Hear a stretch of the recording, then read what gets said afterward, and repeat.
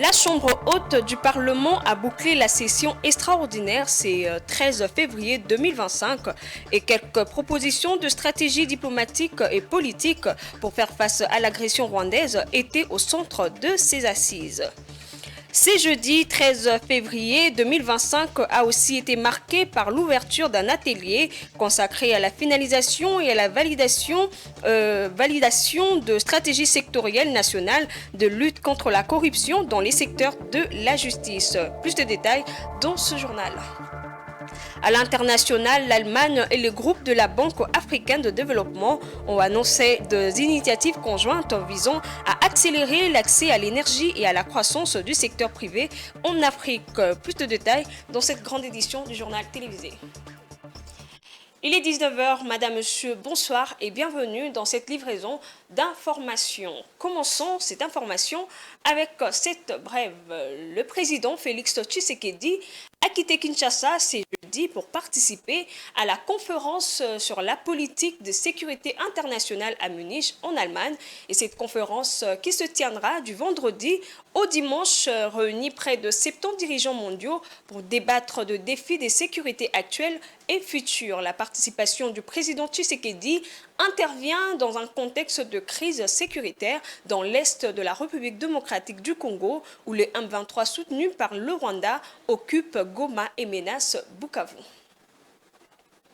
Continuons ce journal avec cette information. La Chambre haute du Parlement a bouclé ce jeudi 13 février 2025 la session extraordinaire convoquée pour proposer au chef de l'État de stratégies diplomatiques et politiques afin de faire face à l'agression rwandaise sous couvert de ses supplétifs du M23 AFC. Et c'est le président de cette institution, Jean-Michel Samalukonde, qui a procédé à la clôture de cette session. Un reportage de Théodore Ngandour rendu par Rosie Chioyo. Convoqué conformément aux dispositions de l'article 116, alinéa 1 du règlement d'ordre intérieur de la Chambre du Parlement, cette session extraordinaire a comporté 2 points importants à son ordre du jour, à savoir l'examen de la situation sécuritaire de l'Est de la RDC, proposition de stratégie diplomatique et politique de la sortie de crise et la présentation de 2 juges de la Cour constitutionnelle. Dans son mot de clôture, le président du Sénat a rappelé le contexte ayant concouru à la convocation de cette session extraordinaire, marquée par l'occupation de la ville de Goma par l'armée rwandaise. Il a invité les sénateurs à garder à l'esprit l'appel à la mobilisation générale lancé par le chef de l'État pour mettre fin à cette barbarie rwandaise sous couvert de ses supplétifs M23 AFC. L'appel à la mobilisation générale, la résistance et l'unité lancée par son Excellence Monsieur le Président de la République et chef de l'État, commandant suprême des forces armées de la République démocratique du Congo et de la police nationale congolaise, a toujours resté présent à nos esprits. Nous tous, collectivement comme nation et chacun de nous de manière singulière, bien que ce soit sa province ou son bord politique, est affecté dans son corps et dans son âme par cette situation sécuritaire aggravée.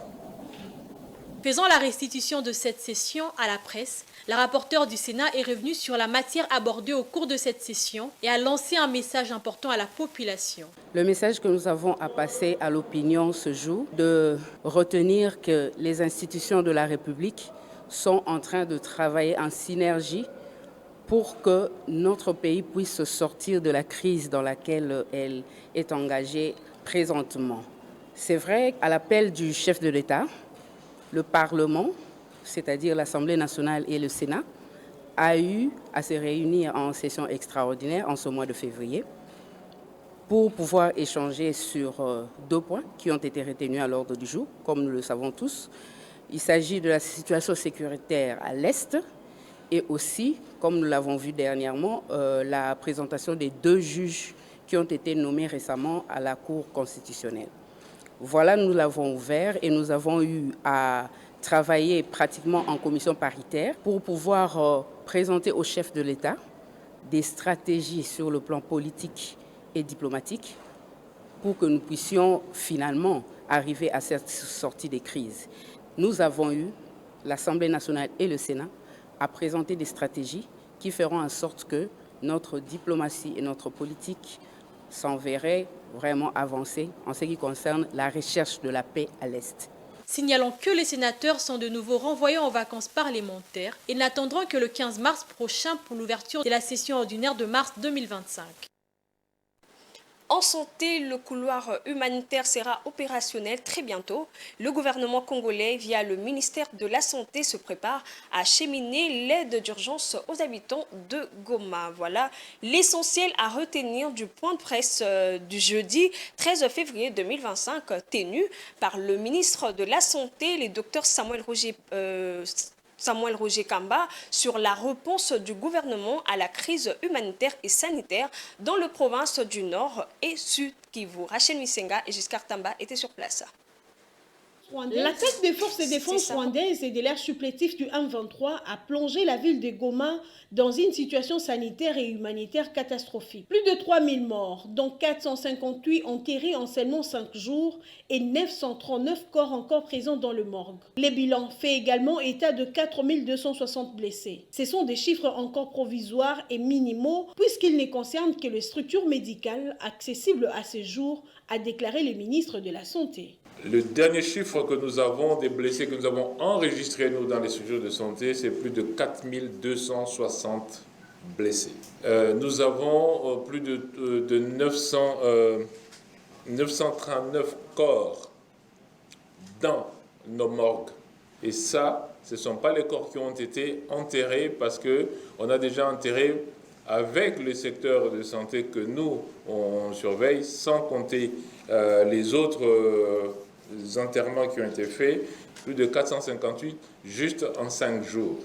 Concernant les infrastructures de santé, le ministre a indiqué que certaines d'entre elles ont été directement attaquées par le M23, notamment 3 centres de traitement de l'Mpox qui ont été vidés de leurs patients. Le problème, c'est que les structures de soins ont été touchées, notamment le centre de traitement Mpox. Les corridors humanitaires sera ouvert a rassuré l'OMS. Les gouvernements s'apprêtent à faire parvenir l'aide aux populations en souffrance. Nous avons discuté avec l'OMS, nous avons discuté avec le CICR, avec OCHA, et avant-hier, nous avons finalement eu la garantie que ces organisations internationales peuvent maintenant acheminer les intrants jusqu'à Goma. Enfin, le ministre de la Santé a souligné que le gouvernement suit également de près la situation sanitaire dans les pays voisins, notamment la menace d'Ebola en Ouganda et celle du virus de Marburg au Rwanda, qui risque également d'impacter la partie est de la République démocratique du Congo. Et puis, le M23 aurait-il contraint la population à quitter les camps? La question se pose néanmoins sur le terrain.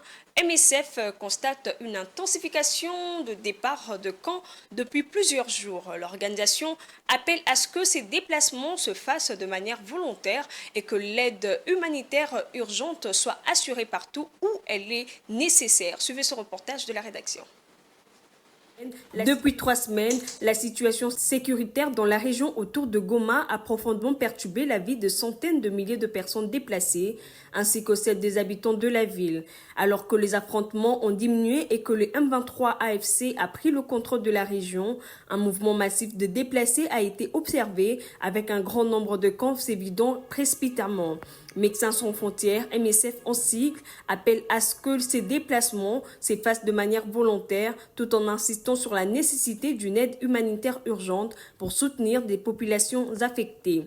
Les raisons des départs précipités sont variées. Certains déplacés mentionnent des ordres d'évacuation émanant du M23, tandis que d'autres reçoivent des messages contradictoires ou choisissent de quitter les camps en raison des conditions de vie précaires. Cependant, pour beaucoup, l'incertitude quant à la sécurité et à la situation dans leur zone d'origine reste une source d'angoisse. Selon Thierry Alafort du Vergère, chef de programme urgente MSF à Goma, il est crucial que ces déplacements soient volontaires et que les conditions de sécurité soient assurées pour ceux qui retournent chez eux. Sur les terrains, MSF constate également une grande vulnérabilité parmi les déplacés, certains démantelant les installations humanitaires pour emporter avec eux des objets utiles pour leur voyage, comme des tôles ou des bâches. Ces mouvements ont conduit à la disparition rapide de certaines structures MSF, comme à Lushagala, où une clinique et un centre de traitement du choléra ont été complètement détruits en l'espace de quelques heures. Les équipes de MSF se montrent préoccupées par l'absence d'infrastructures médicales dans les zones d'origine des déplacés, car de nombreuses structures ont été détruites ou pillées au cours de combats. Face à cette situation, le MSF met en place des cliniques mobiles pour fournir des soins médicaux dans les zones les plus éloignées de Goma et mène des évaluations dans les villages d'origine. Bien que les défis humanitaires soient immenses, MSF continue de fournir des soins essentiels aux personnes encore dans les camps, incluant des soins médicaux nutritionnels, la prise en charge de choléra, des violences sexuelles, ainsi que la distribution d'eau, de nourriture et de renforcement des mesures d'hygiène. Le soutien humanitaire reste crucial pour éviter que la situation ne se détériore davantage, tant pour les personnes encore déplacées que pour celles qui retournent dans leur zone d'origine. La Cour africaine de droits de l'homme et de peuple a ouvert les audiences pour examiner la plainte de la République démocratique du Congo contre le Rwanda pour de violations de droits de Congolais dans la partie orientale du pays. L'affaire a été déposée en août 2023 et la Cour africaine a commencé ses audiences publiques le 12 février 2025 avec 9 juges présidés par la présidente de la Cour, Imanidod Aboud. C'est un élément de Patrick Ilunga. La RDC, représentée par une équipe de 17 avocats, a demandé à la Cour de tenir le Rwanda responsable de violations commises sur son territoire, d'ordonner le retrait des troupes rwandaises de la RDC, d'exiger la cessation du soutien du groupe rebelle M23 et d'accorder des réparations aux victimes pour les dommages et pertes subies. La RDC a porté l'affaire devant la Cour africaine en raison des atrocités commises contre les civils dans le conflit en cours. Le Rwanda a délibérément violé et piétiné les droits de l'homme, en particulier les droits des enfants qui sont protégés par de nombreuses nations à travers le monde, ont déclaré les avocats de la RDC. Outre les morts qui se comptent par millions, la défense de la RDC a déclaré que de nombreuses personnes avaient été soumises à la torture, au viol, aux abus et que des enfants avaient été contraints de rejoindre les forces armées, les privant de leur droit à l'autodétermination, à l'éducation, à la protection, à l'alimentation et à d'autres droits fondamentaux. La cause de tout cela est la volonté du Rwanda de piller les ressources naturelles de notre pays, notamment au nord et au sud Kivu, ce qui a touché la ville de Goma où de nombreuses personnes ont été tuées et d'autres déplacées de leur foyer, ont déclaré les avocats de la RDC. La défense du Congo a exhorté également la Cour à contraindre le Rwanda à indemniser les victimes pour les souffrances et les atrocités commises à leur encontre. La RDC a adressé une lettre à la Formule 1, l'exhortant à mettre fin aux négociations avec le Rwanda concernant un Grand Prix à Kigali suite à l'occupation de vastes étendues de la partie est de la République démocratique du Congo par de troupes rwandaises. La ministre des Affaires étrangères de la RDC, Thérèse Kayikwamba-Wagner, a écrit au président directeur général de la F1, Stefano Domenicali, pour l'exhorter à mettre fin aux discussions avec le régime autocratique et expansionniste de Kigali qui a causé le déplacement de plus de 700 000 personnes depuis le début de l'année 2025. Suivez cet élément avec Blaise Kuzola. Le gouvernement de la République démocratique du Congo a exprimé son mécontentement à l'égard de la Formule 1, demandant la suspension des discussions en cours pour l'organisation d'un Grand Prix à Kigali suite à l'agression du Rwanda en RDC. Dans une lettre adressée au président directeur général de la Formule 1, Stefano Domenicali, la ministre d'État en charge des Affaires étrangères, Thérèse Kaikwamba Wagner, a salué l'ambition de la Formule 1 de promouvoir le Grand Prix en Afrique, tout en relevant que ce Grand Prix ne peut être organisé dans un pays qui endeuille des familles avec des armes en RDC. La RDC a proposé que l'Afrique du Sud, un pays sans implication dans ces conflits, puisse accueillir cet événement sportif majeur. Le Rwanda a, selon la RDC, intensifié ses attaques sur les provinces du Nord et Sud Kivu, provoquant depuis le début de l'année les déplacements de plus de 700 000 personnes. Le soutien du Rwanda au groupe armé M23 qui a causé la mort de 3 000 civils à Goma a été vivement dénoncé par les autorités congolaises. La ministre rappelle que les forces de défense rwandaises ont bombardé des zones civiles, détruisant des maisons et des infrastructures de santé. Outre les graves conséquences humanitaires de ces conflits, la RDC a également exprimé des préoccupations économiques liées aux fonds utilisés pour organiser les grands prix. L'ONU a confirmé que le Rwanda participe activement à l'exploitation illégale de ressources naturelles dans le territoire occupé du Nord Kivu, contribuant ainsi à financer la guerre dans la région. La RDC estime que cette activité criminelle génère environ $1 milliard chaque année, ce qui alimente directement la violence. Les consultations menées par les deux confessions religieuses, la SANCO et l'ECC auprès des acteurs sociopolitiques du pays et récemment avec le M23 AFC dans le cadre du pacte social pour la paix et le vivre ensemble en République démocratique du Congo continuent de susciter des réactions. Suivez. Et le M23 et AFC, en ce moment précis où nous sommes encore larmes aux yeux, 3000 morts reconnus, ça peut être au-delà. L'éthique ne nous demande pas de jouer à ce jeu-là. Nous sommes extrêmement inquiets d'aller vers ceux-là qui ont tué. Est-ce qu'ils sont allés leur dire qu'ils répondront de ce qu'ils ont pu commettre ou ils sont allés implorer de ne plus continuer à marcher? Et quelles sont les revendications de ce genre? Nous ne sommes pas très d'accord avec la démarche des évêques en rencontrant le M23 parce que pour le moment, les conditions d'y arriver ne sont pas réunies compte tenu des dégâts matériels humains, aussi qui est grave au regard des images que nous avons vues. Il y a même des Rwandais autour de la table. Mais finalement, qu'est-ce qu'on cherche? On va rencontrer des marionnettes qui sont instrumentalisées par le Rwanda et les Rwandais sont autour de la table. C'est extrêmement grave pour nous, tout en respectant le Père spirituel, mais nous ne partageons pas de point de vue de cette rencontre et nous ne pensons pas que la paix viendra demain. L'opinion congolaise est choquée sur cette démarche de rencontrer le M23 parce qu'il y avait moyen de les rencontrer avant qu'ils tuent. Ils ne l'ont pas fait. Mais après qu'ils aient tué, ils vont le rencontrer. Pour quelle solution? Nous restons extrêmement inquiets. Une délégation de parlementaires congolais séjourne en France avec pour objectif convaincre la France d'accentuer la pression sur le Rwanda au travers des sanctions pour mettre fin à la guerre de l'Est. Un reportage de Patrick Mangala rendu par Damani Onjinga.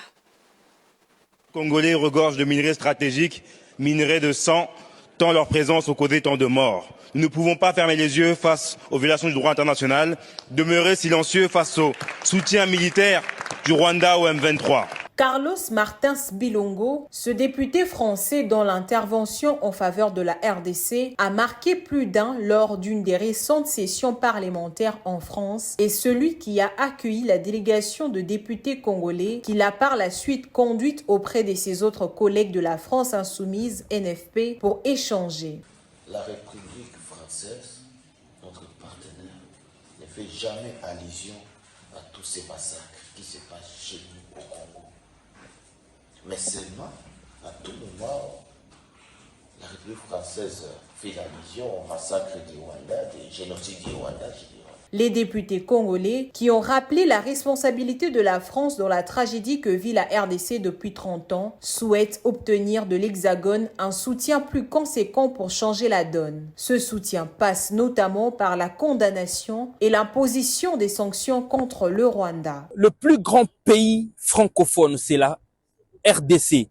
Mais nous ne sentons absolument rien de la part du gouvernement français sur les atrocités que vivent le Congolais actuellement dans sa partie Est. Nous pensons que, à force de marteler, de revenir, de parler, de faire la diplomatie, de faire les lobbies, les choses vont sensiblement évoluer pour que la RDC puisse retrouver son intégrité et qu'il y ait pas de morts. Carlos Martins Bilongo, député français, a exprimé son soutien au peuple congolais et assuré qu'il s'engagerait aux côtés des Congolais pour porter leur voix en France et au sein des institutions internationales. Nous ne resterons pas silencieux face à la souffrance du peuple congolais. Des actions concrètes seront menées dans les jours à venir pour faire pression sur les instances compétentes et mettre fin à cette guerre injuste, a-t-il déclaré. Saisissant chaque occasion qui leur est offerte, peu importe leur timing, les élus congolais ont profité de quelques instants d'échange avec la présidente de l'Assemblée nationale française pour ici aussi plaider la cause de la RDC face à l'agression rwandaise. La nouvelle société civile congolaise NSCC en sigle, quant à elle, n'est pas d'accord avec la démarche de l'ASINCO compte tenu de dégâts matériels et humains causés par ce groupe. Écoutez, Jonas Tchombela, joint au téléphone par Patience Lokeke.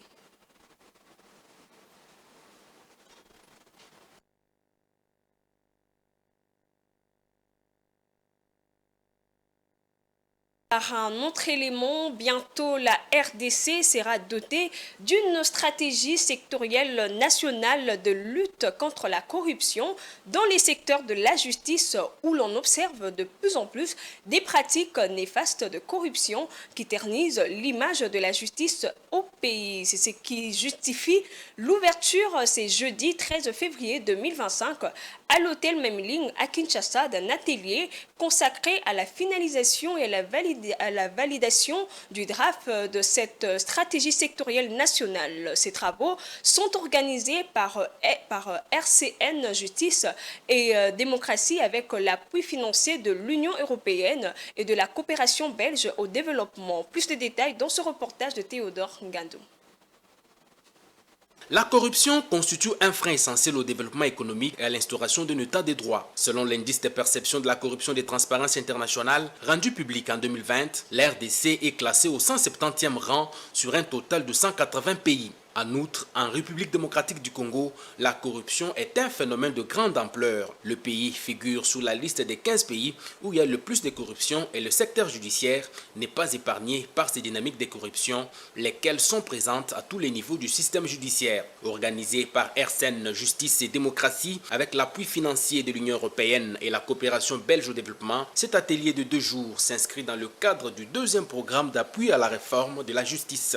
L'objectif général est d'identifier et créer un consensus sur les pistes d'action pour mener une lutte intelligente et efficace contre la corruption dans le secteur judiciaire en RDC. Dans son mot d'ouverture de cet atelier, le directeur de pays des RCN Justice et Démocratie, Hugo Djombwe, a remercié les uns et les autres pour leur mobilisation et leur riche contribution qui pourront concourir à la finalisation et à la validation de cette stratégie sectorielle nationale de lutte contre la corruption dans le secteur judiciaire en RDC.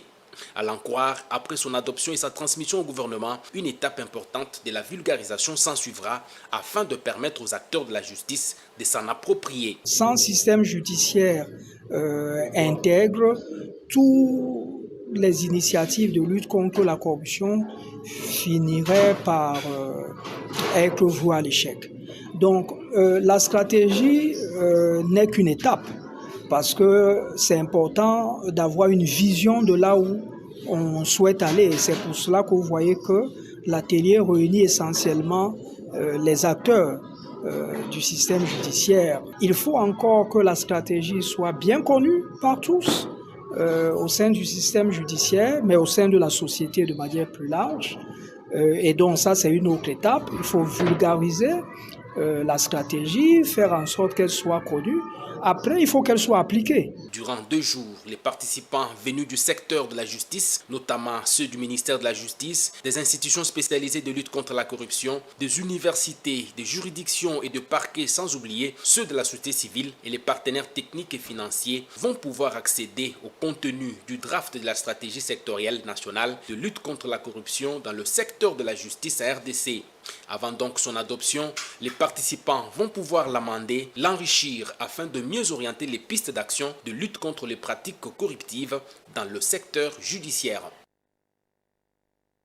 Restons toujours dans le même registre. Le président de la Cour constitutionnelle, Dieudonné Kamuleta, a inspecté ce jeudi 13 février 2025 l'évolution de travaux de construction du mur de clôture du siège de la Cour constitutionnelle ainsi que la finition de la charpente métallique du deuxième bâtiment de cette haute juridiction du pays. Il était accompagné du nouveau procureur général près de cette cour. Patience Lokeke nous en dit plus.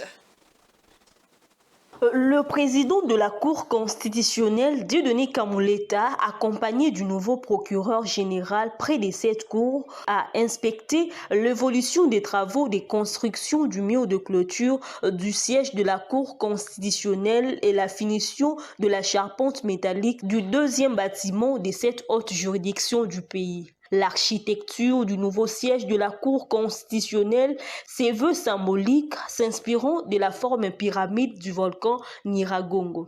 Le nouveau siège de la haute juridiction sera composé de 4 étages, notamment une salle d'audience spacieuse, les bureaux et divers espaces de travail. Il s'agit d'un environnement fonctionnel et moderne pour les activités cruciales de la Cour.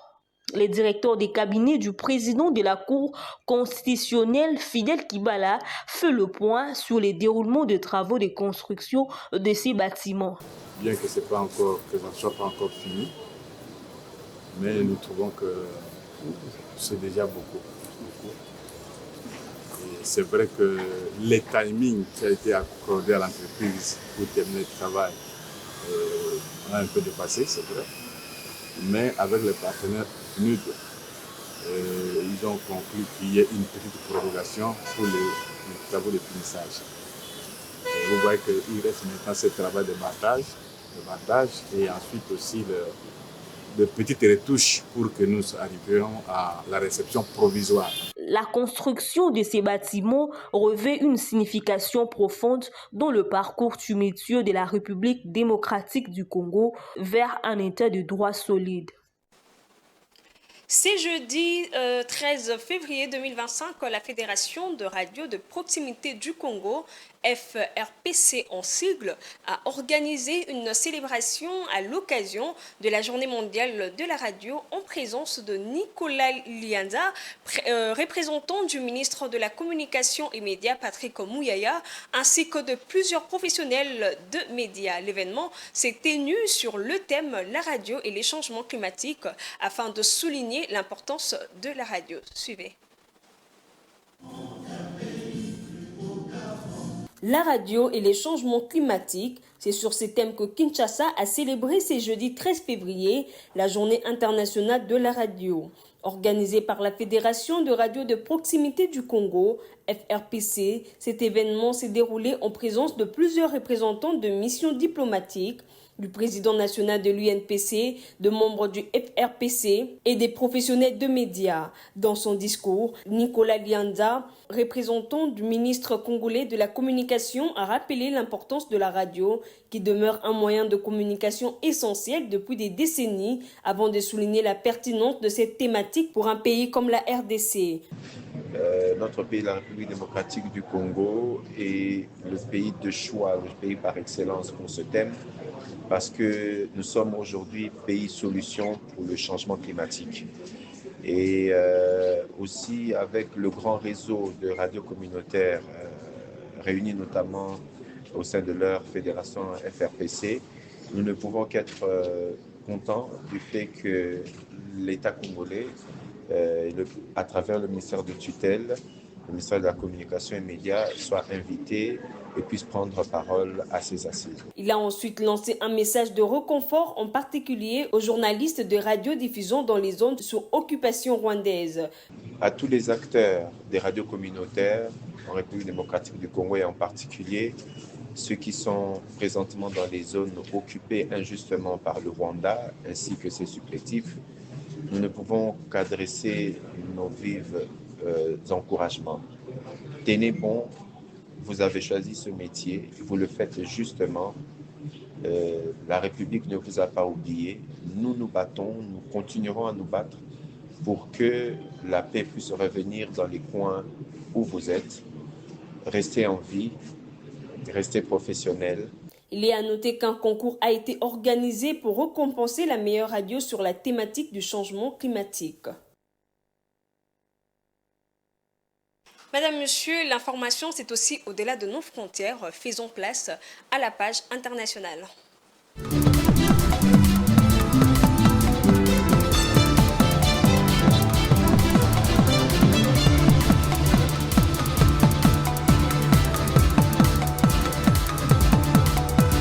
Rendons-nous au Sénégal où le port autonome de Dakar a lancé le travaux d'élaboration de son plan stratégique de repositionnement. Il s'agit d'une feuille de route ambitieuse dont le but est de moderniser les infrastructures du port, de renforcer sa compétitivité régionale et d'inscrire ses activités sur les objectifs du référentiel Sénégal 2050. Suivez.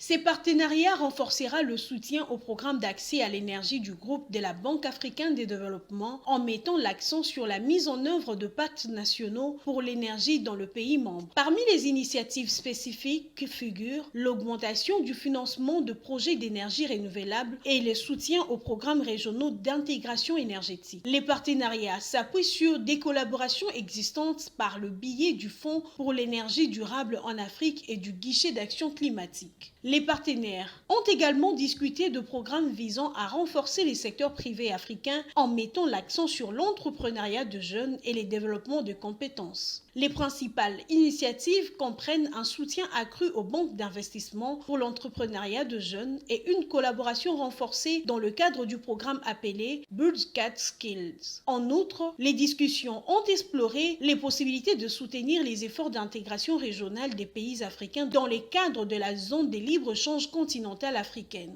Au cours des sessions techniques, les partenaires ont exploré les possibilités de renforcer la collaboration et les cofinancements au niveau national et régional en identifiant les opportunités à portée de main et les stratégies conjointes de mobilisation des ressources pour le pacte national pour l'énergie de la mission 300. Parmi les moments forts des réunions figure la signature d'importants accords de souscription dans le cadre de l'Alliance pour l'infrastructure verte en Afrique. Cette signature marque une étape cruciale vers la première clôture du Fonds de développement du projet de l'AGA. Je l'ai annoncé au sommaire de ce journal, l'Allemagne et le groupe de la Banque africaine de développement ont annoncé des initiatives conjointes visant à accélérer l'accès à l'énergie et à la croissance du secteur privé en Afrique. Ces partenariats, dévoilés la semaine dernière lors d'une réunion de haut niveau à Abidjan, comprend un soutien renforcé à l'initiative Mission 300 qui vise à fournir un accès à l'électricité à 300 millions de personnes en Afrique d'ici 2030, ainsi qu'un renforcement du financement du programme d'entrepreneuriat pour les jeunes. Suivez cet élément. Les ports autonomes de Dakar, l'un des piliers essentiels de l'économie sénégalaise, a lancé un plan de repositionnement stratégique afin de mieux répondre aux défis imposés par les nouvelles orientations de politique publique du pays. Ces projets de redéfinition visent, selon les autorités, à renforcer la compétitivité du port et à moderniser ses infrastructures. Cet événement, marquant l'installation officielle des comités de pilotage et technique chargés de mener cette transformation, s'inscrit, selon les autorités du pays d'Afrique de l'Ouest, en cohérence avec les orientations définies dans l'agenda national des transformations Sénégal 2050, plaçant ainsi les secteurs portuaires au cœur de la dynamique de mutation systémique de l'économie sénégalaise. Une autre façon de vous informer, c'est avec différents journaux parus dans la ville de Kinshasa. C'est jeudi 13 février 2025. Place à la revue de presse, sélection et commentaires de Patrick Ilunga.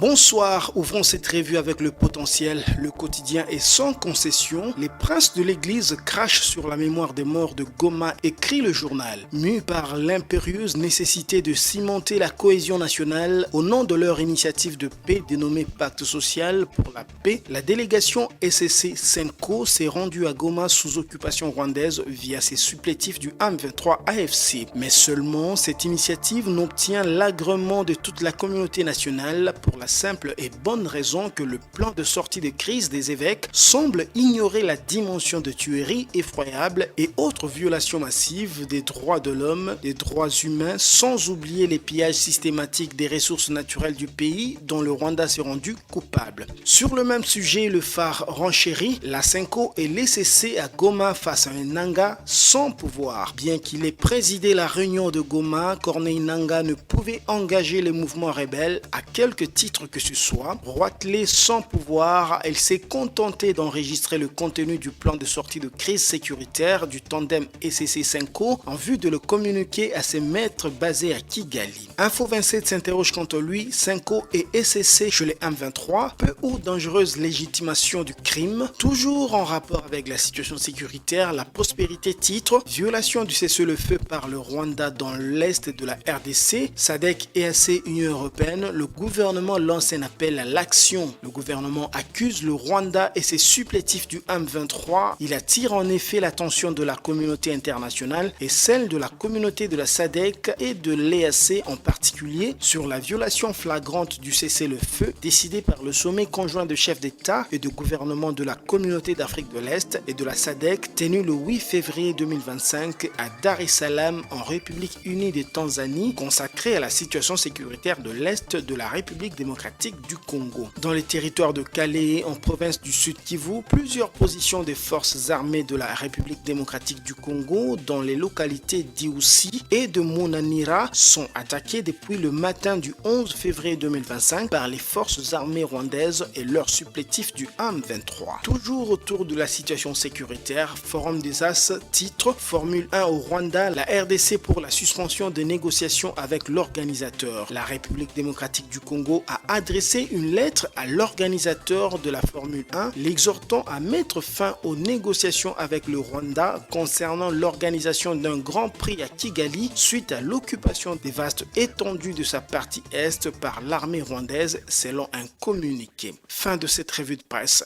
Au revoir. C'est avec la revue de presse que nous mettons fin à ce journal, mais avant de vous quitter, voici le rappel de titres. En santé, Goma est plongé dans une situation humanitaire et sanitaire catastrophique. Le ministre de la Santé a fait le point sur la réponse du gouvernement. Et c'est jeudi 13 février 2025 a aussi été marqué par l'ouverture d'un atelier consacré à la finalisation et à la validation de stratégies sectorielles nationales de lutte contre la corruption dans les secteurs de la justice. Et à l'international, l'Allemagne et le groupe de la Banque africaine de développement ont annoncé des initiatives conjointes visant à accélérer l'accès à l'énergie et à la croissance du secteur privé en Afrique. Madame, Monsieur, c'est la fin de ce journal. Rendez-vous à 21h avec Willy Kalingai dans l'émission Schéma Critique. Et on se retrouve pour la rediffusion du journal à 23h et à 7h du matin. Au revoir, portez-vous bien.